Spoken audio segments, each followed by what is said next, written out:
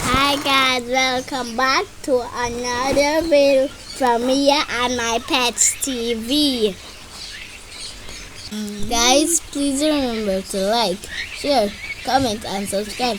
Turn on your notification bell to be notified each time a video is dropped. We thank you for your love and support. We really appreciate it. Goodbye.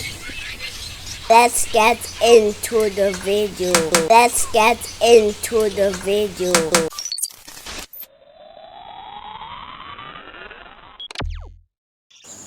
Hi guys, welcome back to another video. So guys, on today's video we'll be looking on the cockatiel. So guys, I think I did a video showing where the cockatiel babies they have grown, and this is just another follow-up video to show you one of them out of the nesting box. So remember I told you that the babies were pied and white-faced. So the white-faced, the pied baby is out of the box. He's right at this end. Are you seeing him?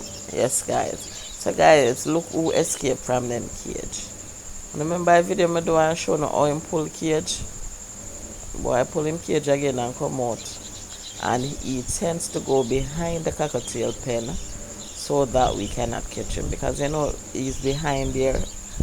And I aim that tall to push my hand around there to catch him.